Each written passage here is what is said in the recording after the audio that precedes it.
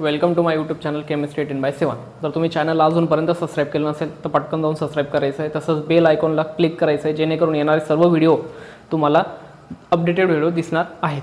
तर जसं तुम्ही चॅनलच्या डिस्क्रिप्शनमध्ये वाचलं असेल किंवा ह्या व्हिडिओच्या डिस्क्रिप्शनमध्ये टाकलेलं आहे, तर यावर आपण ह्या व्हिडिओमध्ये आपण बघणार आहोत advantages, disadvantages and application of reverse osmosis. Okay, video फक्त 5 मिनिटाचा असणार आहे, लहान व्हिडिओ असणार आहे.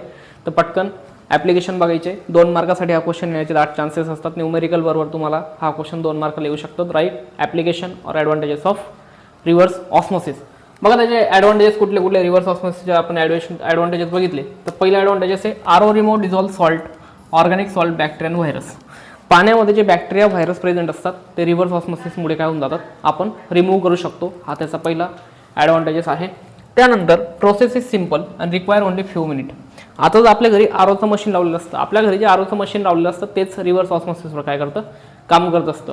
आरोवर मी डिटेल व्हिडिओ पण टाकलेला आहे, पटकन जाऊन तो सुद्धा तुम्ही बघून घ्यायचा आहे.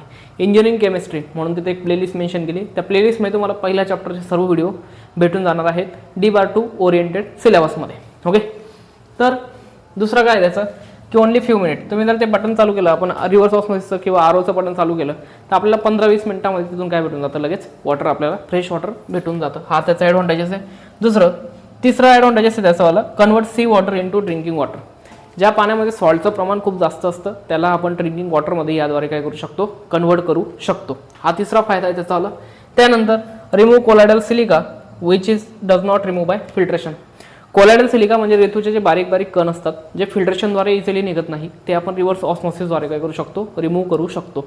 जे कोलायडल एकदम बारीक बारीक जे मातीचे किंवा रेतूचे पार्टिकल असतात ते फिल्ट्रेशनने इझिली आपण काढू शकत नाही, त्यांना सुद्धा आपण रिव्हर्स ऑस्मॉसिसने रिमूव्ह करतो. ओके, त्याच्यानंतर हा एक फायदा आहे त्याचा. त्याच्यानंतर initial investment and operating cost is low. जर तुम्ही आरोची किंमत बघितली साधारण 5,000पासून ते पुढे त्याचे काय ऑनवर्ड सगळ्या प्राईस असतात. म्हणजे इनिशियल कॉस्ट लो आहे आणि ऑपरेटिंग जे कॉस्ट आहे मध्येही त्याला एवढा काही खर्च नाही. 60 ते 70 रुपयाचं त्याचं फक्त ते एक फिल्टर येतं, ते आपण पिरियॉडिकली काय करू शकतो, चेंज करू शकतो. ओके, एवढे त्याचे आपल्याला फायदे म्हणता येतात. त्यानंतर लिमिटेशन. कुठले कुठले आरोला लिमिटेशन्स आहेत, तर पहिलं लिमिटेशन आहे portable water obtain from RO lost essential minerals like CA, MG और Fe.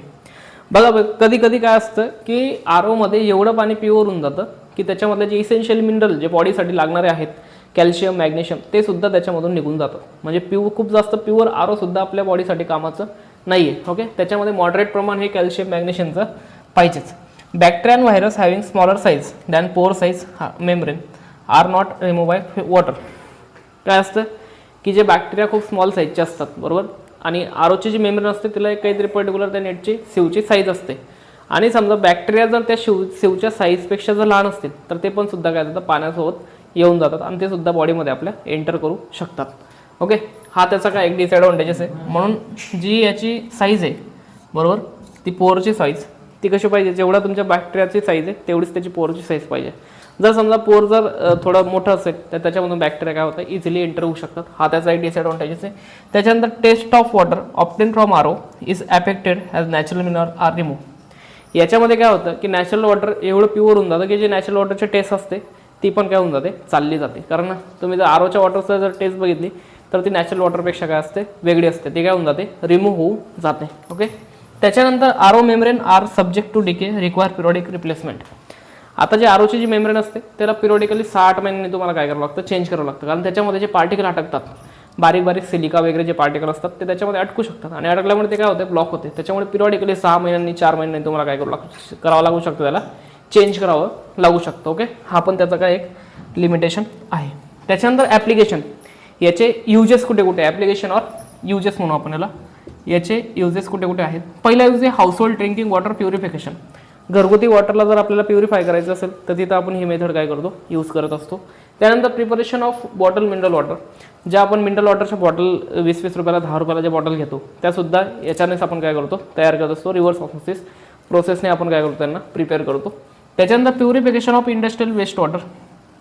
जे कंपन्यांमध्ये जे इंडस्ट्रियल वेस्ट वॉटर असतं, जे खराब झालेलं पाणी असतं, ते सुद्धा आरोद्वारे आपण काय करू शकतो, चांगलं करून पुन्हा रियूज करू शकतो. हा त्याचा एक फायदा आहे. Desalination of sea water. Desalination means saline water म्हणजे काय, जास्त सॉल्टचं प्रमाण असलेलं वॉटर.